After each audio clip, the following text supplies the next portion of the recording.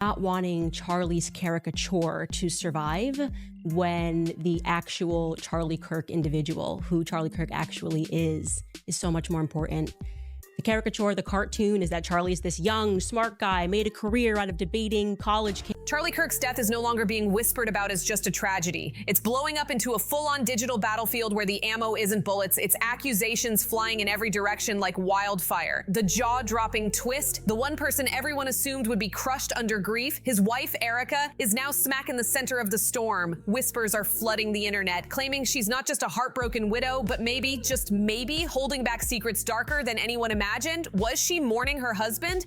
Or quietly hiding her hand in something far bigger? The instant that rumor hit social media, it spread like gasoline on an open flame. And when Candace Owens caught wind of it, she didn't just chime in, she detonated like a bomb in the middle of the chaos. Her reaction was volcanic, raw, furious, and explosive. She flipped the script from who pulled the trigger to who was sitting right next to Charlie the whole time. Could the ultimate betrayal have been sitting in the front row all along?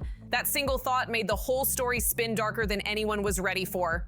But let's hit pause, because the truth is, dozens of people were in that room and nothing about the official story adds up. Before we even break down Candace's fiery meltdown, we have to rewind to that night, the night Charlie was taken out. This wasn't some shadowy back alley hit. What they have told us about Lance Twiggs.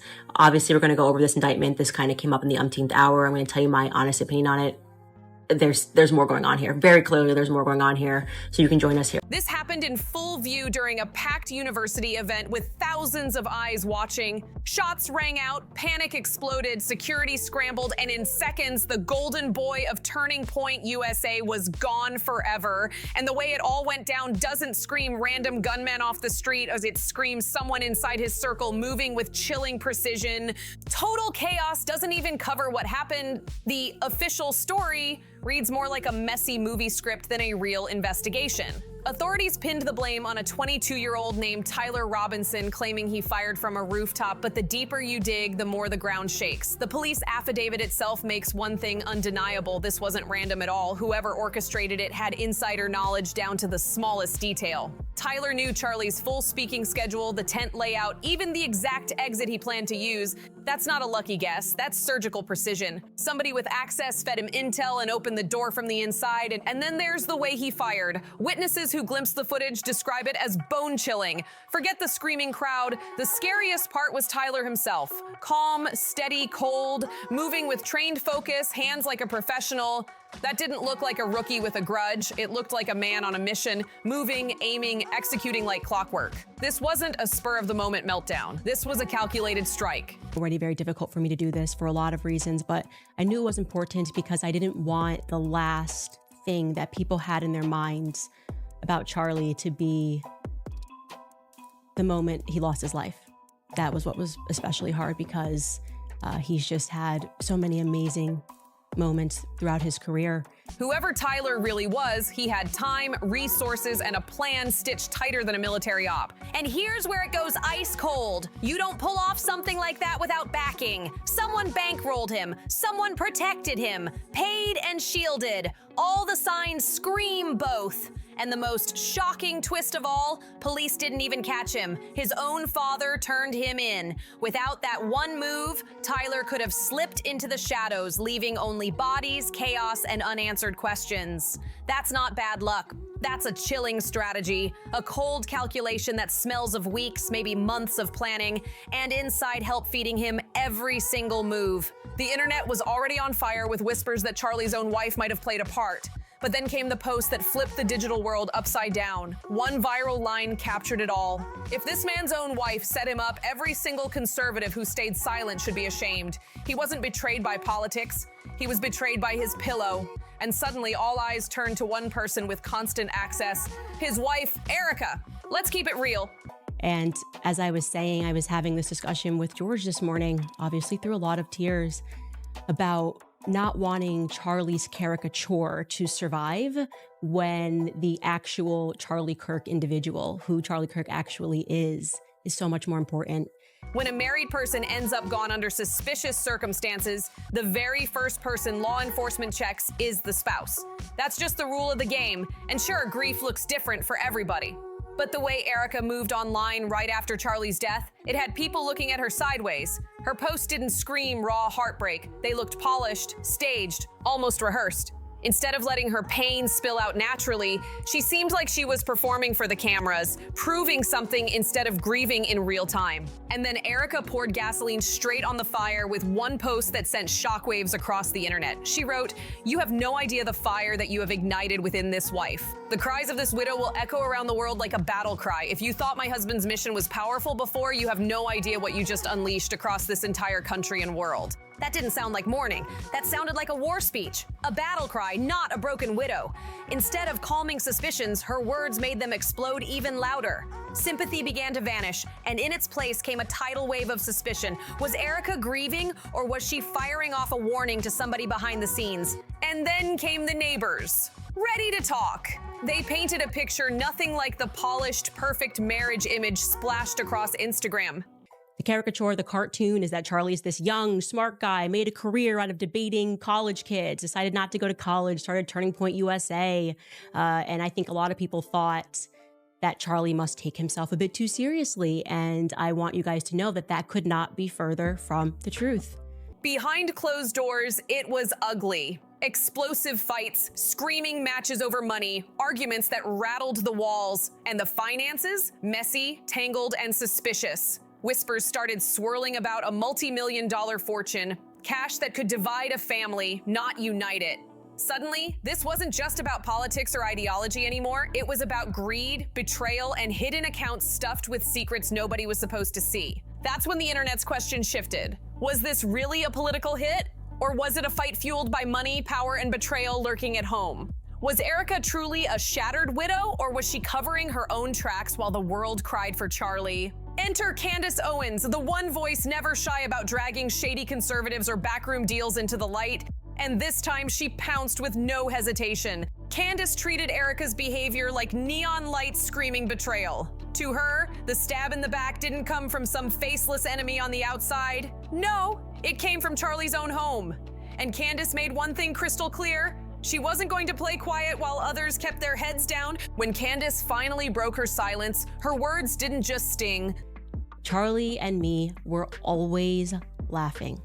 Yes, he was ambitious. Everybody knows Charlie is ambitious. I met him back in 2017 when Turning Point was this very young organization. They slashed like a blade, raw, sharp, and laced with both heartbreak and accusation. It was like she was grieving Charlie and exposing a buried truth in the same breath. And that's when the entire saga spun out of control. No waiting for detectives, no waiting for press conferences. Candace took it straight to her socials, skipped all the middlemen, and when she hit send, she unleashed absolute chaos. The second Candace started boosting those posts, that one phrase, "betrayed by his pillow," went nuclear. Screenshots lit up Twitter, TikTok feeds flooded within minutes, and before the night was even over, the line was trending everywhere. Overnight, the spotlight shifted.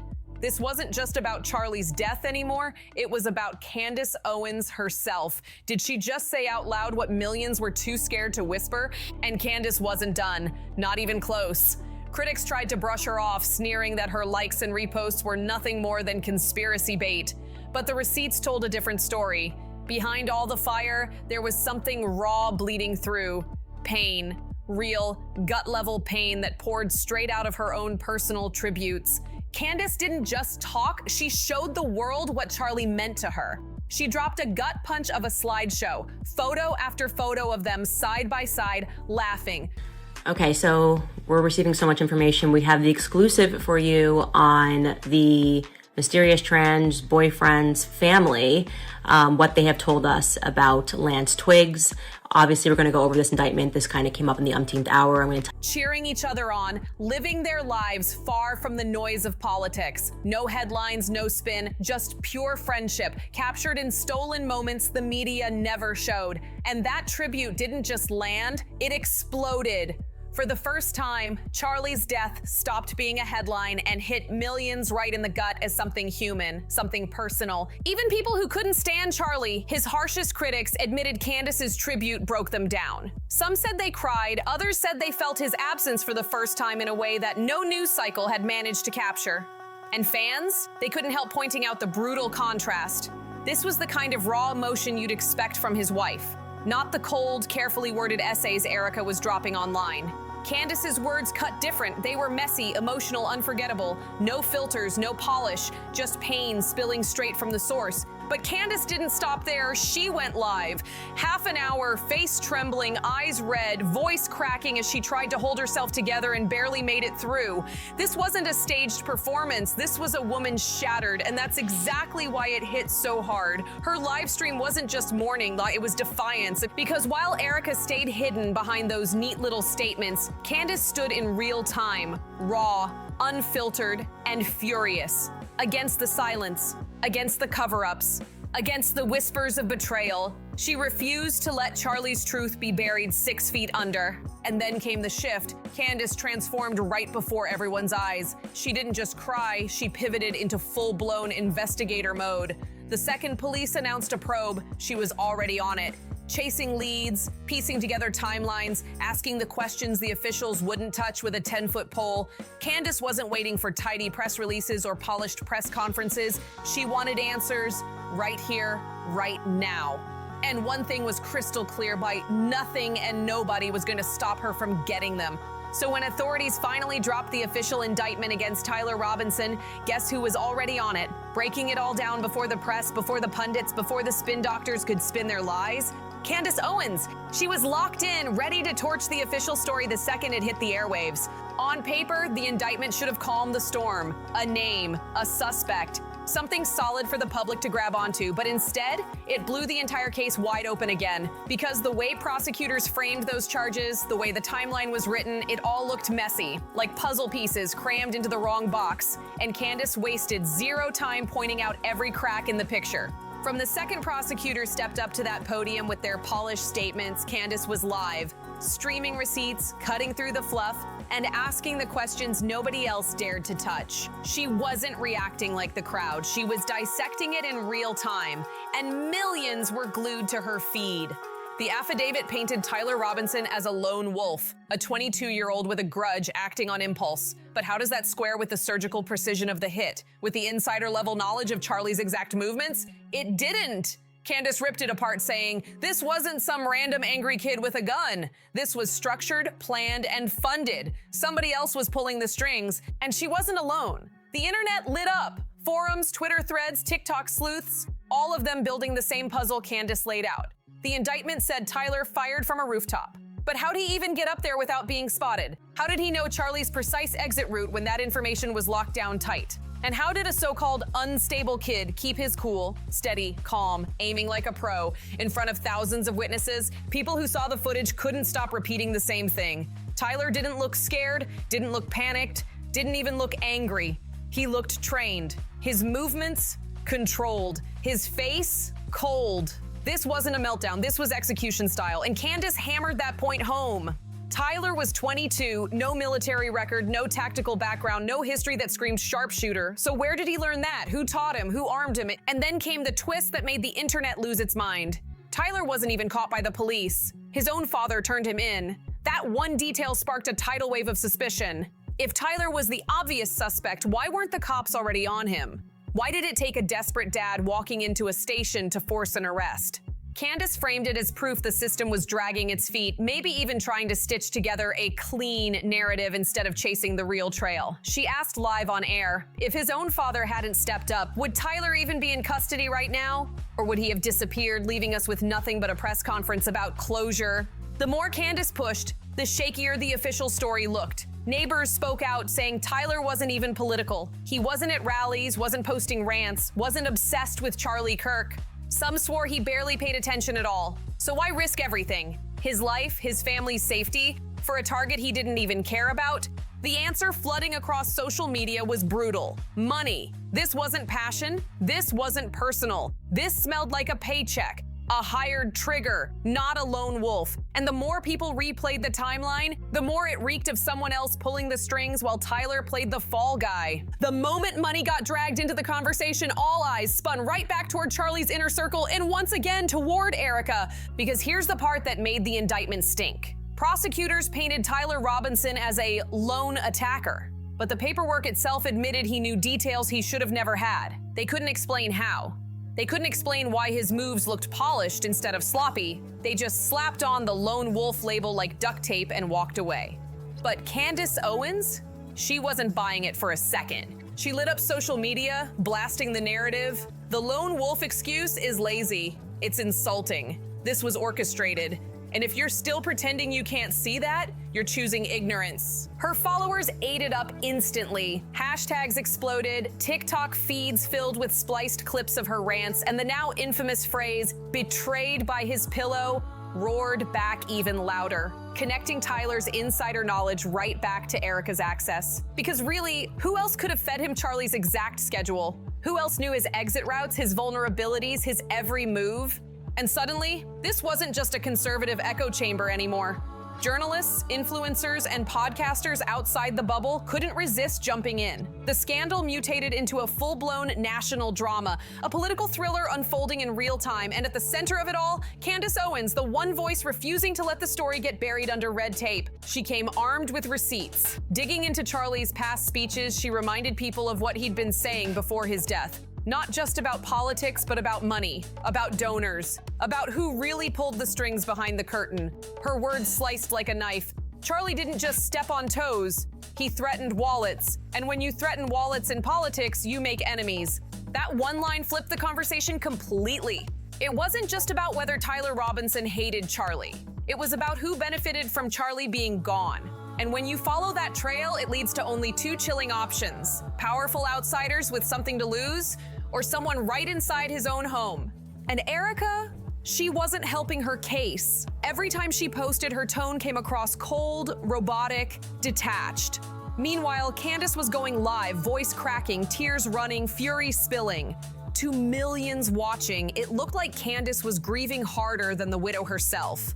That brutal comparison fueled the fire. Memes popped up mocking Erica's carefully scripted statements with captions like, "needs a PR team to teach her how to cry." The internet wasn't showing mercy, they were roasting her alive. And Candace, she took the wheel and drove the narrative like she owned it. She started positioning herself as Charlie's defender from beyond the grave, the one person refusing to let his name get twisted or buried.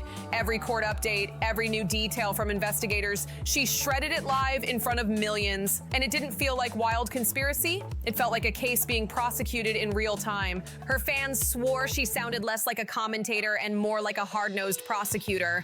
And the more she spoke, the more pressure mounted on officials who suddenly looked shaky under the weight of her questions. Why did Tyler know so much? Who handed him that intel? How did he stay so calm? And why didn't the police nab him first instead of his own father dragging him in? Candace's refusal to back down transformed the indictment from a supposed moment of closure into a brand new battlefield. The official line said, "Case closed." Candace fired back, "Not even close." And millions agreed with her. Because here's the truth that prosecutors couldn't hide. The indictment still didn't answer the one question that mattered most. Why? Why Charlie Kirk? Why that night? Why in a way so precise it felt military? Until that question got answered, theories weren't dying down, they were multiplying. Candace made it clear she wasn't content to sit back and mourn. She was fighting. She wasn't trusting the system, she wasn't trusting the press, and she sure wasn't trusting the carefully polished statements floating around. She was digging, exposing, and refusing to let the world just move on. That's why when Tyler Robinson's name plastered headlines, it wasn't his mugshot dominating the feeds. It was Candace Owens, the grieving friend turned digital investigator, the woman who dared to speak the unspeakable, the voice echoing the whispers millions were too afraid to say out loud.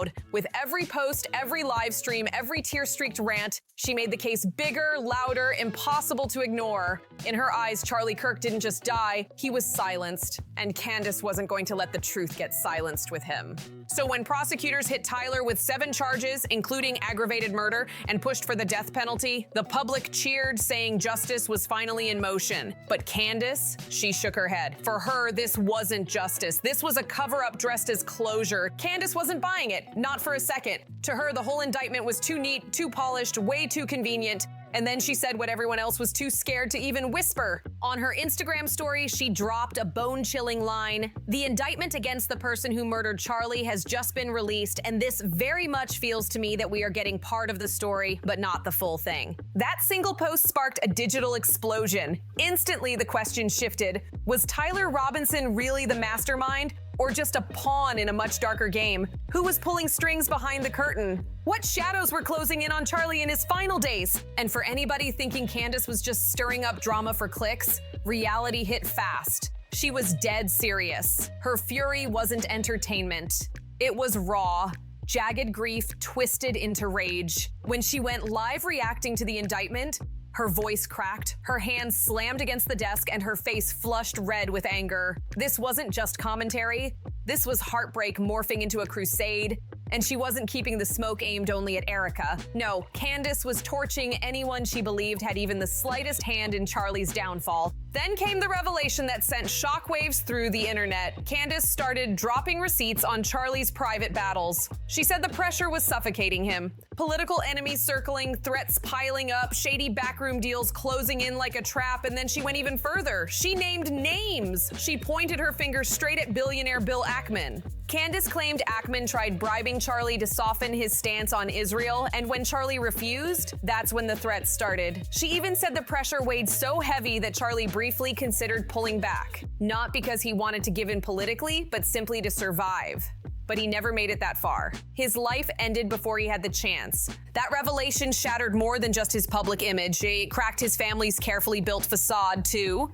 The man who wore traditional family values like a badge of honor was suddenly at the center of whispers about total chaos at home. Reports even claimed Charlie's own parents stopped trusting Erica's version of events. Allegedly, they cut her off. No calls, no visits, no protection. Meanwhile, some of Erica's relatives were scrambling to defend her, insisting she was being scapegoated. That split didn't just look messy, it looked like the Kirk family circle was crumbling right before the world's eyes. And every time Erica dared to post, Candace came back twice as hard, relentless, raw, and merciless. But the shooter himself, Tyler Robinson, added another layer of suspicion. A 22-year-old white male, the type of suspect the media usually blasts everywhere. But this time, the coverage was strangely muted, almost cautious, almost quiet, and that silence made Candace snap into overdrive. She went live again, demanding answers, urging her followers to flood the system with pressure for transparency. Then came her wildest move yet. Candace claimed she tracked down and actually spoke with Tyler Robinson's ex-boyfriend, digging into who this man really was and what secrets he carried. That single revelation shook TikTok and Twitter to their core. Clips of her rant flew across feeds with one question written in bold text. Why is the media soft-pedaling the shooter while grilling the widow harder than the man who pulled the trigger? At that point, Candace's fury wasn't just her personal fight anymore, it was mutating into a movement. It wasn't just her diehard fans tuning in. Even her usual critics had to admit she might actually be onto something. And through it all, Candace has stood unshaken. She hasn't deleted a post, she hasn't softened her stance, she hasn't flinched once. To her, this isn't conspiracy talk, this is the truth. So here's where we stand. The world is watching a tug of war between the official story and Candace Owens' firestorm. Will her fury rip the lid off the biggest betrayal in conservative politics? Or will her relentless warpath burn Charlie Kirk's legacy down before the real truth ever comes to light? If you're still with me, then you know what to do. Smash that like button, drop a comment with your thoughts, hit subscribe, and turn on those notifications so you don't miss the next twist in this saga. And trust me, the next one's coming fast. See you in the next one.